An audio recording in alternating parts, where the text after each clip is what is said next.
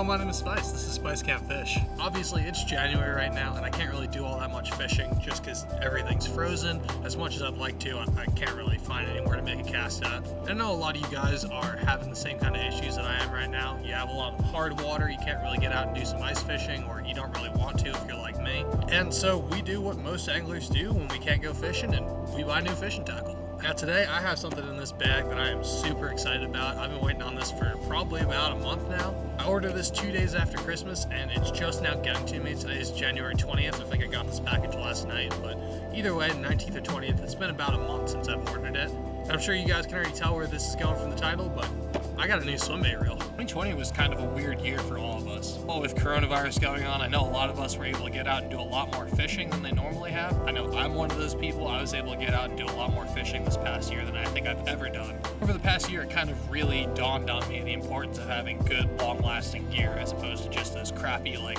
$30, $40, $50 rod and reel combos that you can buy from Walmart. Now, obviously those work, and I use my fair share of those, but after a while, when you get a little bit better at fishing and a little bit more in tune with what you're trying to do, you kind of understand that getting better gear and more long-lasting gear really helps you out in the long run. So I started 2020 by branching out into a little bit more higher-end gear. I've had a few higher-end rods here and there, but I never really had any good higher-end reels to go with it. So the first reel that I picked up in 2020 was the most expensive reel that I had ever bought to that point. This is my Shimano SLX DC 150. Again, this was the first Shimano that I ever bought. I still use it every single day, or as much as possible. Overall, not too much super special about this reel, just a good all-around average workhorse reel. I've been using it for jigs, soft plastics, chatterbaits, swim jigs, stuff like that. If you guys want some more information about this reel, I'll leave a video link down in the description for y'all. I recently made a 1 year later review for this reel. I was able to really take it out this past year and put some good work in on it. And I kind of sat down and gave you my 1 year later overall final thoughts and opinions on this reel. So if you guys are really interested in this reel, go down below and check out that video as well. After I was able to put some work in on the SLX, I decided to upgrade myself to another Shimano, and I picked up this one. This is the Shimano Ingetsu 100 BB, so it's a little bit of a smaller reel as opposed to the 150 size that the Shimano SLX has. This is actually a JDM saltwater reel designed off of the frame of the Casitas. This is actually one that you can't really get in the United States. I had to order this one from some guy in Japan. This reel is, again, super lightweight. I really like this one. This is probably my favorite Shimano out of the two that I own, even though it's not a DC. But over the past year, I was able to take both these reels out, kind of play with them, enjoy them a little bit, figure out what they're made of, and I really kind of started to enjoy Shimano reels. If you guys have been fishing for any period of time, you guys know that Shimano and Dio are like the two pedestals, like the two highest end reels that you can buy. Obviously there are people who like Luz or Abu Garcia and they have their own really high-end reels, but just far and away throughout the entire industry, I think Shimano and Dio are the two that are most well known for having long-lasting, really high-end gear. But I figured since I'm already on the Shimano train and I already seem to like their reels, I may as well go ahead and pick up a third one, right? And so that's what the video today is all about. I have my third Shimano reel in here. Again, this is a big bait reel, so if you guys know anything about big baits, you probably already know what kind of reel's in this box. But I'm super excited. I've been waiting on this package for so long, I just want to get into it and see the reel. So I'm just gonna kind of crack on into this package and see how it goes. Wow.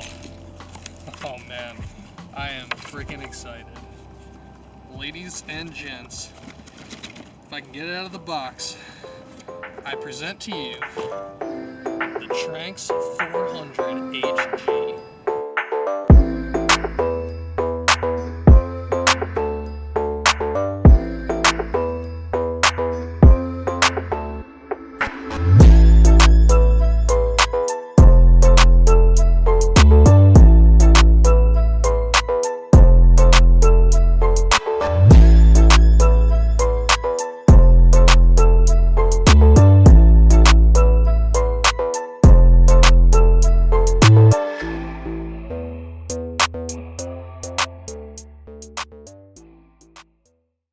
Man, I'm so excited. I've been waiting on this reel like for a month, like I've said 4 times already, but I'm gonna say it again, it's been a month.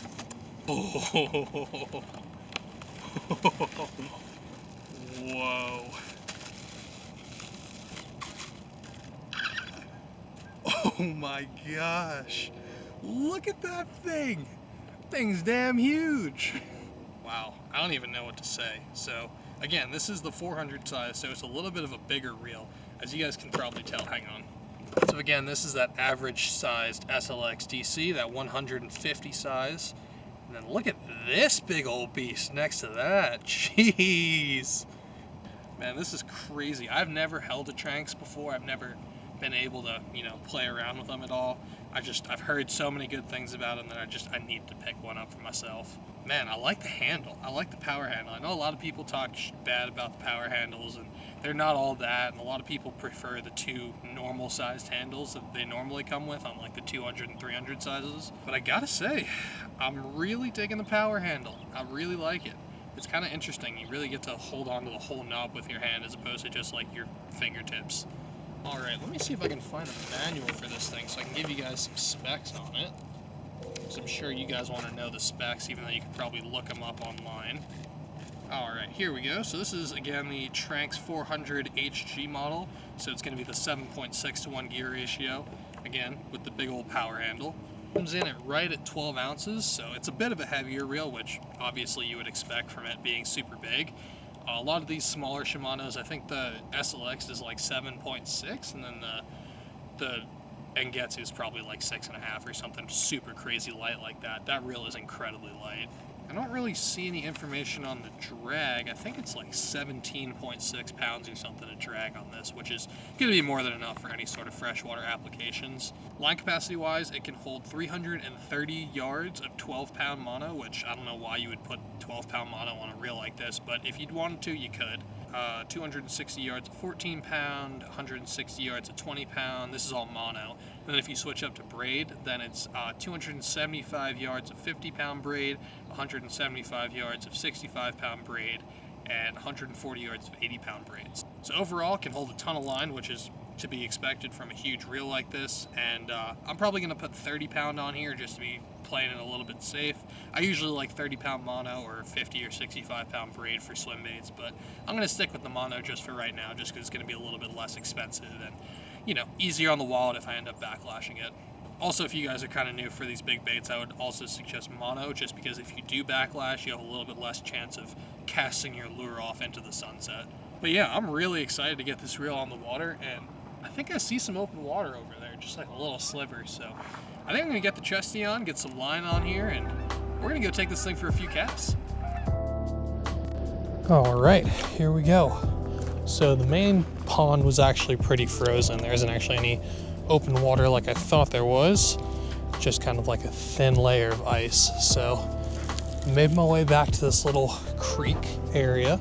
This is part of the Poudre River, I think, and found this little kind of eddy where there's some open water, and we're gonna give this thing a few casts, see how it feels. Ooh, well, I just put that through some ice, but damn. I like the reel.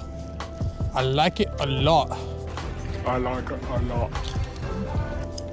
All right, let's try not to put this in the ice this time. Smooth.